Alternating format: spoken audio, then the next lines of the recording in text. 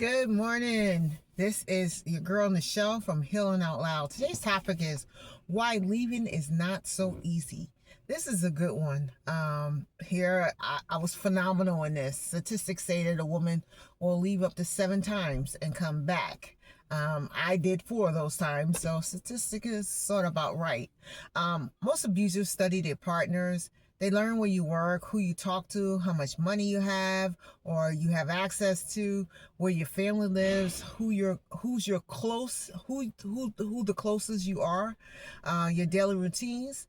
If they sense that you're trying to leave, the abuse can become worse, more controlling, and sometimes more violent. So you want to be careful when you get ready to leave. Get plans, thought out plans. Just make sure you don't give any clues or make it too obvious. Okay, if you're planning to leave, try to have a full safety plan in place first. Put important documents somewhere safe with someone you trust until you are able to retrieve them later. Save money if you can, even if it's only enough for a bus fare or train fare. I wrote this out, so I'm kind of looking at the paper because some things I just got to make sure I say. So I do apologize if you don't have my full attention span, but the words are meaningful. That's all that matters, and they're real and true. Keep a backpack, but not so obvious in a way. Sometimes place random bags around the house to avoid suspicions from your abuser. Let's like put rollers or pajamas in a bag and just leave it around so he just see, oh, that's a bag she packed. They don't really look at it, and stuff. So your escape thing. You can also now study him the same way he studies you. Know his routine, when he leaves, how deeply he sleeps, how long he's usually gone. Keep the local woman shelter nearby because many shelters can help arrange transportation for safety and placement. So keep that in mind. Find out where your local women's center is. Have their number in your phone. Put a fictitious name on it, you know what I mean? If he's one that scrolls through your phone, just be careful. You as I said earlier in podcast number 2, you're smart. You know how to keep from getting your butt whooped. So you don't learn some manipulative tricks. So you come up with things real quick like they do. Once upon a time, I thought I needed them, and so I just left him my phone. If he erases it, fine. If you can keep a second phone like I did, you are great. Just find a good hiding place for it. These are things that you're going to need, and it's important. You can also silently call the police and ask them to escort you out safely. But if possible, do not let your abuser know you have contacted them beforehand. Leaving can be the most dangerous time for a survivor. I'm telling you, they will beat the mess out of you. That's the point where they will try to kill you and kill anybody in the way. They'll shoot up the house, the kids, everything. So don't let them know that you called the police. Just sit there quietly and tell the police, that you are, if you're away from him and you need to get back to the house to grab your kids or grab some things, go to the police, and say, I'm in an abusive relationship, I need assistance, I need to get my kids. I need to get away for safety. I need to grab some things, but in that bag I told you that pack or, have someone store away, you should have your driver's license or a copy of your driver's license. You could tell him you lost it. Some of these men are just as dumb as I don't know what, you know what I mean? You can say, I lost it, when you're ready to leave, say, I lost it, mail it to someone if you can, and write a note, please keep this for my safety, Actually, I suggest that you tell someone about your abuse. I wouldn't let the abuser know while I'm with him that I told someone, because that can become violent. They don't like to be exposed, because once they're exposed, They're done. They don't have no more use for you, really, but to beat you, so you got to be careful with your mouth and what you do. I told you I learned a lot in my abuse. I learned how to be manipulative and to keep my butt from being whooped and escape plans. And I have got away many a times.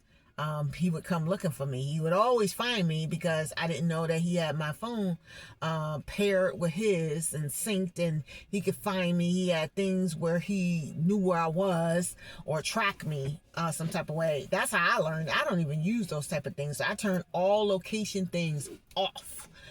And that's a note. Turn anything that has a location on it off. Okay, let's get back to what I want to say to you because we got limited time. Studies say that a woman will return to their abuser multiple times before finally leaving for good. For me, it took the 4 times, as I told you, before I finally had enough. Healing is not a straight line. Leaving does not make you weak. Surviving takes strength, courage, planning, and support. So you got to have the courage to do it. Don't do it if you still in your feelings with him. A lot of them rape you. After they beat you, I know I'm talking to somebody today. A lot of them will rape you. They get off on that. After they beat you, they want to have sex. I don't know what it is. Some chest thing for them. I don't know. But that's the sickest thing you can do to me. Is beat me and then want to have sex with me. I don't want you touching me. I don't even want to look at you. Why would you? You done beat the mess out of me. I got black eyes. Why would you even want to have sex with me? I'm bleeding. Out of here. So it takes courage. It takes planning. And you got to have a support system. As I said, get in contact with women centers. Find somebody in another state. Say I may have to stay with you, a couple days. But only do a couple days and have a woman center in that state pick you up from where you're at. You don't want to stay there. Some people act funny. They did so much to you while you were in your abuse, murder by mouth. They didn't want to help you when you were in the abuse. Some people do know because they recognize the signs, but they're not going to help you. They'll sit there and talk about you, and say, I don't know why she's still in there. I don't know why she's going through that. You don't know how hard it is to get away from one of these men. It's not easy at all, like people think it is. Like you could just get up and walk out. You probably could. But that man knows who you're going to talk to. He knows where you're going to run to. And they will come and get you. I'm telling you. Whether they pull you out by your hair or by a gun. And today's men are shooting up the house. So you got to have a full plan. All right. Let's stay back on track. If you're listening today, please know this. You're not alone. And there are ways out. One day peace will feel safer in survival mode. I'm telling you, that one day of peace that you have, that you can sleep without being on eggshells, without knowing that you didn't sleep till he gonna beat you because you slept too long. A lot of them won't let you sleep. They sleep deprive you. If you were in an abusive relationship like I was, I could not sleep. If I tried to go to sleep at night, he'd get up and have me doing something, have me go clean his trucks. And I said to him, I got to go to work in the morning. He didn't care. I would work right up to 5 o'clock in the morning cleaning trucks and wouldn't pay me. Paid everybody else that was on the outside working for him, but never paid me and wasn't going to pay me. But the idea was to not let me get rest because they don't want you to think, because you're a threat once you think, because you, as I said, learn manipulative skills, and they know that. They know that you're kind of smarter than them. So they're going to sleep deprive you. They're going to keep you busy. They're going to control every aspect of your life, down to your conversation, who you should talk to, when you should be silent. I'm telling you. I was in some mess. So I'm trying to help you. Some of you know what I'm talking about. You know, like we hitting it right there. He's been a crazy situation we got ourselves in. Now we just got to get out of it. And we're going to heal out loud. But if possible, I'm going to tell you something hard to do. And I want you to consider this. And some abusers, tell someone, tell someone that you're being abused. Mm-hmm. Abusers often depend on silence, isolation. They hate being exposed to other people. Speaking up can be the beginning of you taking back your power. Because see, they're not going to do it in front of, they're going to try to make you look like a liar, because that's what they tell people, that you're a liar.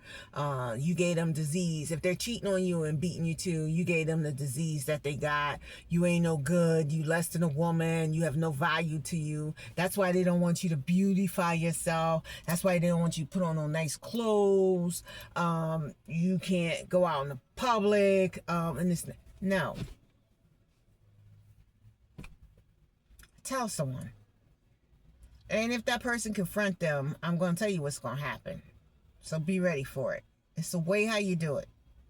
They're going to beat you. Mm-hmm. But a slick way to do it is what I did, how I got him exposed. I had an uncle that just refused to stop coming and seeing me. Me and my uncle was very close. And he attempted to hit me in front of my uncle. So my uncle seen it himself. Mm-hmm. And when I seen what was going on, the skill I learned, being manipulative. Oh, don't beat me! Don't beat me! No! No! I don't want my uncle to see you beating me! No! Yeah. Yeah. Because my uncle picked up on it first. Get it? My uncle realized I was being beaten. His actions came out. So I cried normally, like I normally do. Don't beat me! No! No, I don't want my uncle to see. No! Oh, yeah. Yeah. I told you, you're smarter than what you think. Just got to use what you're going through to your advantage to expose them sometime. The last thing, if possible, do it after you safely leave. Is the basic, real way. Your safety comes first. Confide in someone you trust. Reach out to a women's center, counsel, advocates, support system that can help you protect and guide you through the process. You do not have to carry the burden alone.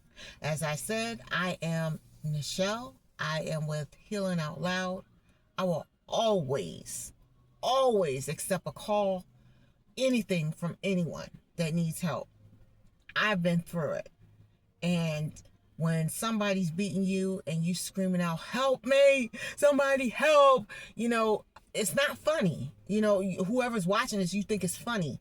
These are things that you be going through. You think these beatings are not going to stop. This hurts you. This is a physical hurt. Now, as we do, give yourself a hug. I love you. And say to yourself, I love you. And I'm going to heal out loud. I have the right to heal. All right. Until our next session, peace and love, happiness.